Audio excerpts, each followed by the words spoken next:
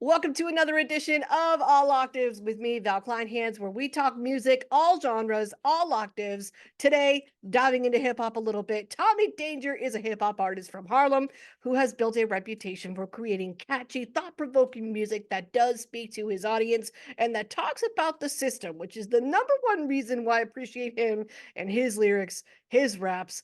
Tommy, thank you so much for being here. Thank you for having me, Val. I'm stoked on your newest song, "Family First," because it sounds a little bit Ah, it sounds a little bit autobiographical to me. Is there any truth to that? Did you really start making music when you were 15? that's 100% true. Yeah, I mean, it's literally, I would say it's sort of like the soundtrack to my life right now. Um, Keeping your family first, and family doesn't necessarily mean blood family. It's just those who are close to you to have your best interests at heart. And I started rapping pretty much when I was in high school. Fun fact, one of the first people that got me to a record executive is Mini Mafia, who produced 21 Questions for 50 Cent. I went Yeah. to high school with Bruce Wayne. He's one half of Mini Mafia. So going back a little bit, we used to do talent shows together, and he got a record deal early on. And once he got a record deal, he said, "Hey, talk to this guy." My deal Mm. didn't go through, but it was still kind of him to even position me that way, you know. So That yeah, that's what it should be. When I think of Big and Junior Mafia, like, that's essentially what happened in their situation. yeah, Tribe Called Quest, my recognition of Busta Rhymes is because of Tribe Called Quest scenario. That was the first absolutely. time I heard Busta. I was like, you got Q-Tip with just a smooth delivery, and then you got Busta just out there being who he is. And I was Yeah, like, who is this man? They let him be who he is. And 100%. it took off from there. New York is a gold mine. I mean, I'm sure all of those people had to inspire you when you decided that you wanted Absolutely. to make rapping a career. You know, I used to record Video Music Box, which is like one of the longest running hip hop video shows out of New York City, on VHS cassettes. So it would Mm. come on like 3 o'clock in the afternoon when I would rush home from school. I hit record, and I had like volumes of it. And I remember just recently, Mass Appeal reached out to me, which is Nas's media company, Yeah. because they're doing a documentary on Busta Rhymes. And I have some footage of a young Busta Rhymes with Leaders of the New School performing at the Apollo. And they wanted to use part of that footage for his documentary coming up. And, you know, my grandmother used to always say to me, like, don't throw things away. So I have all old magazines, I have audio cassettes, I have vinyl, and now it's just become like this gold mine of information that you can't really find online. But they, reached out to me and said, "Hey, would you mind if we use this content?" So yeah, it definitely influenced me. I'm a heavy Tribe fan. I had over the summer released a project called A Tribe Called Danger, which is a Mm. play on A Tribe Called Quest, but it was Hmm. my rhymes to Tribe Called Quest beats in honor of hip hop 50th birthday. So, yeah, I'm a huge Tribe fan. I love that. And for you to be surrounded by that material, just I'm jealous because I grew up in Pittsburgh, and Okay, I'm 33, so like I'm not okay. old enough quite for like Yo MTV Raps, but I'm definitely Hmm. like old enough for the TRL days, and that Yep. was sort of my exposure to a lot of those artists, and I can remember like the day Pac and Big both died. Like I'm old enough to remember that too. Hmm. Huge, huge, Hmm. huge, huge. And Bad Boy is still the soundtrack to a lot of like my parties. Like Yeah, even to this day. yeah, And Faith Evans, she will put me in a fantastic mood. I will absolutely. they're the It's best. it's funny that you say that because the producer of Family First, Don Brady, his production style is heavily influenced by Faith Evans, Mary J. Mm, Blige, and that entire type of sound. So, yeah, mm-hmm, Dom is an incredible producer that I met from the West Coast because I'm part of a collective that's called Squad of Nights, mm-hmm. which is ran by Grammy Award winning producer Illmind, who's produced for Drake, Beyonce, Jay Z. He's just a really, really cool guy. And he created this community online to where if as an artist you needed to find resources, all of the resources was basically there in that group. So you needed a Oh, graphic okay. designer, producer, videographer, lawyers, PR. We are all in this community, and he started it during the pandemic, and yeah, it was close to 2,000 of us in that community at the height of it. It kind of dwindled down now that we're back outside, so to speak. Oh, I But got it. yeah. So that's how I wound up hooking up with Don Brady and the lady that's singing on the hook, Anne Marie. She's Mhm. part of a group that's called Ladies of One Voice, which is like the equivalent of In Vogue, but for Filipinos, which is really dope. Oh, got it. Okay. Filipino and Yeah. Vogue. I love that. I can just picture that in my head. Oh, they're absolutely incredible. I'm sure. So, so it sounds like that still exists. That Absolutely. network. Okay. Yep, absolutely. So I have projects coming out with other producers on that network, other artists on the network. So I'm pretty much lined up for 2024. Like I Mm. record every day, but yeah, we have our projects completed already going into 2024, which is pretty cool.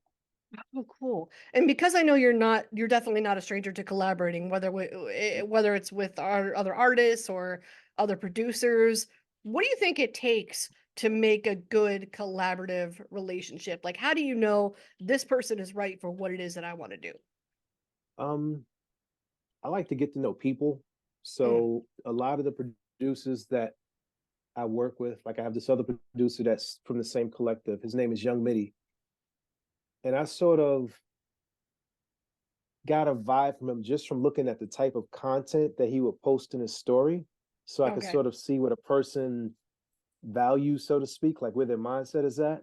And it was just very, what I like to call ratchet righteous, right? So it was like he would have a whole bunch of wild shit, but then on the flip side, he have something like you need to meditate today, and it was sort of like, I can rock with this. And then when I listen to his music, it's very dark, but I Mm, know what his spirit is, right? So I could just I dig it. And to answer your question, it is how well you vibe with people. Like, what's the energy? And if the energy isn't right, I don't care how great you are. Like, I won't work with you. yeah, you can't fake it because people will hear that. I hear it Mm-hmm. in this music whenever you're listening back. It's like, ooh, I Yeah, don't know about that. That yeah. didn't work right there. And I think it's also you have to have a certain level of openness. Mhm. Um, like working with certain producers, they'll be like, "Oh, your mic sounds shitty," or "The room you're in, I can tell that you don't have padding." And I wouldn't take offense to any of those things. I was like, "Okay, what mic would you recommend? What setup would you recommend?" And I would just make those minor adjustments as I went along.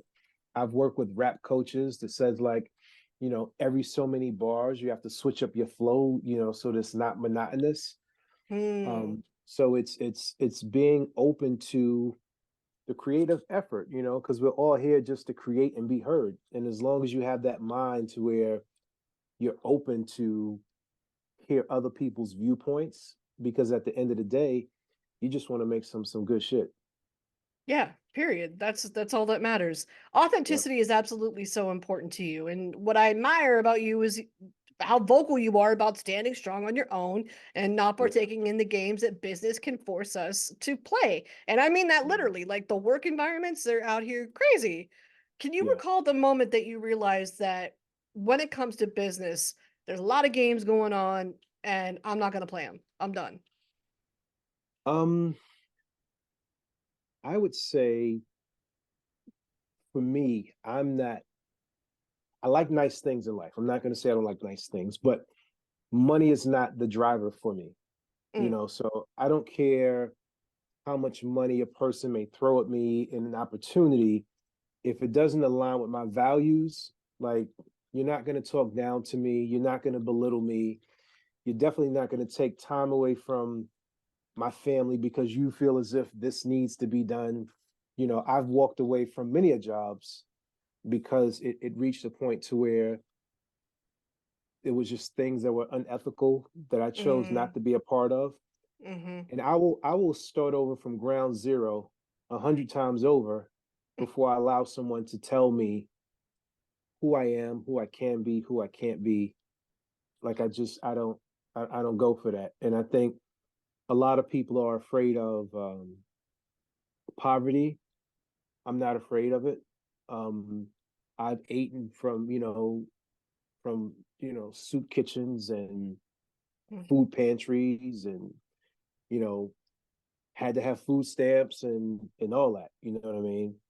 So I don't speak from a place of like, oh, I'm better than everybody else. No, it's not that. It's just that what I value. And I think that some people are more concerned with the look, like how's it going to look to everybody else? And I don't want to look poor in front of other people, or I don't want to look as if I need help. Nah, if I need help, I'm going to ask for help. And if a person is asking me to do something that's outside of my what I value, the answer is no. Mm-mm. Straight up. Yeah. And some people are afraid of it because they're afraid of losing that paper. I'll admit, Right. like, it took me, I stayed in the radio industry way too long before I got the day job that I had now because I was Mm-hmm. afraid of losing that financial security. But Right. I ended up going through a really bad period of suicidal ideation because of it. Like, it is Mm-hmm. not worth it. Mm-hmm. It is Right. not worth your mind. It is not worth Nope. your health. It is not worth everything that you are to everybody else in your life. We Yep. forget that because we spend so Absolutely. much of our life at work and we think that that's the end all be all, but it's not. There's so much more outside of it. Absolutely. Like live life to live life, not live life to work. Like No, we're yeah. not on that. Nah. A lot of creatives can get burnt out. I mean, from working that hard, they're overthinking the process, they're hypercritical of themselves because somebody else told them they should be. How do you stop yourselves in those moments and say, we don't have time for that? I'm gonna worry about me. Um, so I had another call early today with another production company I'm going to work with, and I had to Mm, tell them like my creative process is I literally come in this room, which is fortunate, is my studio space, my creative space, and I sort of put a timer on for an hour, and whatever I make is what I make. I mm-hmm, have no expectation. I don't try and craft the perfect rap bar. I don't try to sound better than this person and do this type. Nah, we make it, we record it, we put it out. Those people like it, like it. Those who don't like it don't have to listen to it. So I don't put that type of pressure on myself. This is my freedom. Like I'm free in my creative process. So I don't get burnt out because I put that timer there, right? So J. Cole has this strategy where if you're stuck writing, you set a timer for 7 minutes and you just write whatever comes to you. So I mm-hmm. sort of do that for the entire hour. Whatever comes to me, I just write. And if it sounds cool, it sounds cool. If it sounds corny, it's corny. And then tomorrow you just do something else. That's it. So I don't get burnt out because I put boundaries on whatever I do. Balance. Mm-hmm. That's something we all struggle with, especially if you're like trying to work full time and do fun things, creative things in your spare time, in your free time. Hard. Yeah. Hard to Yeah. balance Cause that. Hard to make sure you have leisure time, to the yep. time where you're not thinking about any of that and you're Right. just And it's also with like social media. Like social media is a large portion of what we do. yeah. But I have a strategy where like on Saturday I film for the week. I do all my content, batch create on Saturday. I edit on Sunday, and then everything is automated for the week. So when people are seeing things, like I'm not online, like I'm not one of those people that just Mm, scroll aimlessly. I set my stuff up very strategically so it can be on autopilot. Then I can just hop on and leave some comments and that's it. So I don't get burnt out with that either. I put boundaries and balance that also. yeah, that's so smart. That's something I'm still learning to tell you the truth. Like, Yeah, yeah, but it's yeah. an important skill. So talk to me Absolutely. about the state of hip hop today and just how you're feeling about it in general. Who are you into? Who are you not into? How are you feeling about Man, hip hop today? I love what hip hop is today. It's it's evolving, right? Like Yes. if you really, really look at the landscape of where it's going, it's going, so I started in like the boom bap hip hop era, right? And then we sort of went into the emo era or the sad boy era, Right. right? And now where it's not pop, but I would say that the sound is slowly going into like punk rock, and this is for hip hop, right? Mm-hmm. Um, in certain popular songs, like there's this one guy, I can't remember, I think his name is Tezo Touchdown. He has the nails in his Oh name, yeah. I was thinking right? Uzi too. Uzi's on that Right. energy right now. Exactly. Same thing, right? Yeah. They ride that fine line of it's up tempo drill, but you can hear it. It's going into another pathway. Like they Mm-hmm. consider it rock music because they consider themselves rock stars, right? Mm-hmm. And I'm not mad at it because I can hear the foundation of it still being hip hop, but as it should be, hip hop is always supposed to evolve. So it's good to where right now there's something in it for everybody, right? It's sort of like when hip hop first came out, people said, "Oh, this is noise," and we don't listen to it. Then it reached this super commercial state of one style of hip hop, but now it's like people are like, "Oh, I don't just want to listen to Drake. I want to hear some boom bap. I want to hear some jazz. I want to hear some Mm-hmm. conscious. I want to hear some gangster. I want to hear some sexual. I want to hear Luke." Like it's everything, right? So it's almost like going into a bodega and deciding what you want to have for the day. So yeah, I'm into heavily right now. Tyler the Creator, Mm-hmm. um, West Side Gun, Conway the Machine, SZA. I like Mm-hmm. SZA a lot. She's Um, incredible. She is. She is. Um, as far as like who I don't like I don't really what I don't like, I don't listen to, so I couldn't I couldn't really like, put my finger on it, like as far as like what I don't like. What I will say that I don't like drill music that puts the youth at harm, right? Because if you're just talking I about got it. you caught a body and now you singing on a song, and like there was just recently in Chicago, kids was filming a video and they shot up the video set and killed 3 people, right? And it's sort of like I understand from a position of pain, like I know because a lot of my music is pain also, and we use art as a canvas to express our realities. I don't think that I'm not saying that someone shouldn't choose to express themselves how they choose to. I just think that words have power, and I don't think anyone should use any microphone or influence to say like I'm going to harm somebody else. So like that Yeah, I that don't do. we would have thought we would have learned from that in the mid 90s. I Yeah, mean, but honestly. yeah, but some people, and it's I don't necessarily blame the artist as much as the machine that takes advantage of that, right? They see Yeah, that, yeah. right? They see like these kids have influence, so let's magnify what it is that they do because sex and violence sells, but at the expense of who? Right. So And it yeah, it just fuels things. Because I remember the East Coast West Coast beef like just absolutely, publicized everywhere, absolutely, everywhere. And absolutely.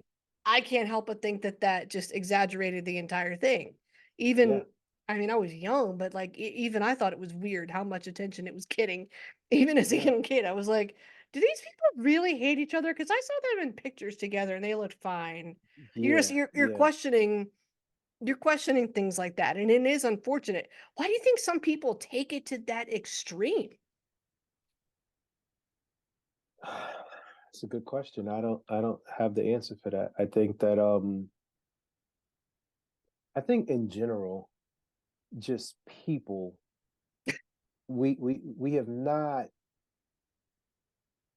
taken the time to learn good communication.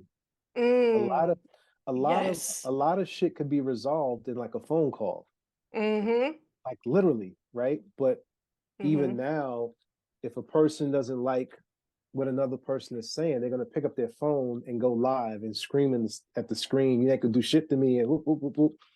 That goes viral, and as opposed to like some people saying, like, yo, you have my number. Like, why are you going live? You don't have to go live and talk about it. Like, you could have just hit my line and talked to me. We talk about it one on one, like men or women. Hmm. And some people, they just get high off the phone. They get high off the attention, and it's Mm. like anything for the attention, right? It doesn't matter, good or bad, yeah. And I think if we spent more time learning about ourselves and learning how to communicate, a lot of that stuff could be resolved. Hip hop or not hip hop. I mean, just in Exactly. general, honest In to general. God, like In general. especially now because it 100%. is crazy out here. 100%. I can't tell you how many times I see numerous miscommunications just get blown up in daily life Right. at the grocery store. People Right. screaming at each other, acting. I'm like, really, sir, Crazy. sir, Yep. Yep. what are you Absolutely. doing? So, what is next for you? What are you looking forward to? What can we look forward to from you? I'm looking forward to performing live in 2024. I'm going to do here in New York City my first set all by myself, which I'm really excited about. Fun. Um, I can't even say like the name of an EP that I have coming out. I just have like a shitload of music coming out like, all year That's all long with a right. bunch of yeah, with a bunch of different collaborations.